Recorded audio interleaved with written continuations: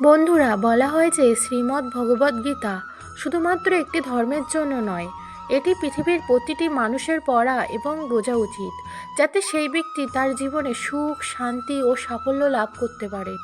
শ্রীমদ্ ভগবদ্গীতায় মোট 18টি অধ্যায় রয়েছে এবং 18টি অধ্যায়ে মোট 67টি শ্লোক রয়েছে, তাই সবার পক্ষে পড়া ও বোঝা একটু কঠিন হয়ে পড়ে।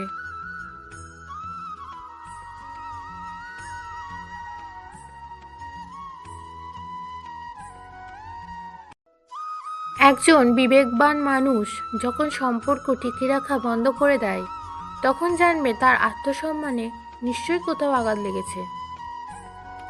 মোহ বা টান তার উপর অনুভব করো যার উপর তোমার অধিকার আছে। যার উপর তোমার অধিকার নেই তার উপরে মোহ ও টান অনুভব করা উচিত নয়। কে কি করছে, কিভাবে করছে এবং কেন করছে, এসব থেকে যত দূরে থাকবে ততই সুখী থাকবে। কর্ম এমন একটি ফসল যা একজন ব্যক্তিকে যে কোনো পরিস্থিতিতে কাটাতেই হয়।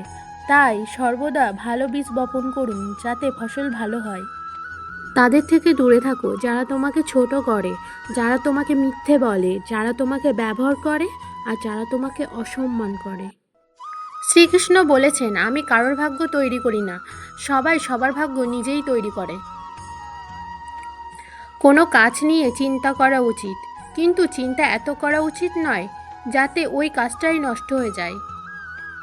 সদা সন্দেহকারী ব্যক্তির জন্য প্রসন্নতা পাওয়া না এই জীবনে সম্ভব আর না অন্য জীবনে। যখন ভবিষ্যৎ অন্ধকার দেখাতে শুরু করে, তখন তোমায় বর্তমানের দিকে মনোনিবেশ করতে হবে। চেষ্টা করো, সমাধান বের করো, আজ না হলে কাল বের হবে। অর্জুনের তীরের মতো মরুভূমির থেকেও জল বেরিয়ে আসবে।